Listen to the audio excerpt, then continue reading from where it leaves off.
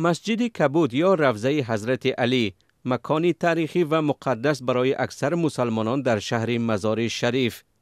اینجا از معروفترین جایهای دیدنی و زیارتی در شمال افغانستان است که در پی زمین لرزه روز 3 نوامبر آسیب دیده است.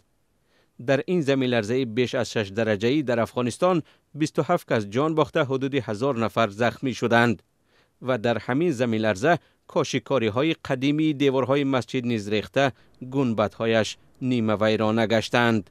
زلزله که اون شب رخ داد با واقعا یک زلزله بسیار شدید بود. در طول 50 سال عمر خود ما رقم زلزله ندیده بودم و بسیار خسارات به مردم مسکین بیچاره اهالی بلخ سمنگان و خلم به بار آورده و همچنان روضه شریف که شما میبینید نمادی از شهر مزار شریف است که بسیار آسیب جدی در هر قسمت از مناره‌اش و گنبدهای روضه شریف رسانیده شده توسط زلزله.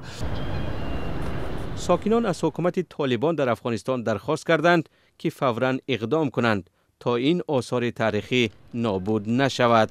روضه شریف در شهر مزار شریف یک نماد تاریخی هستند که مردم بیشتر در اینجا همیشه میایه و تجمع میکنه و در کنار از این قسمتایی که روضه شریف تخریب شده توجه جدی تجارای ملی و سایر افراد و حکومت توجه جدیش خواهان هستیم که در این قسمت اینا را بازسازی بکنند.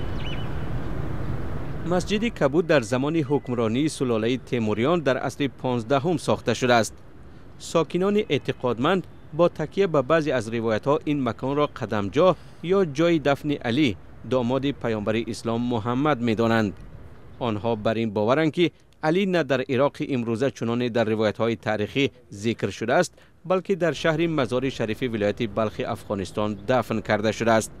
از این رو باورمندان این مکان را مقدس می‌دانند و آن را زیارت می‌کنند.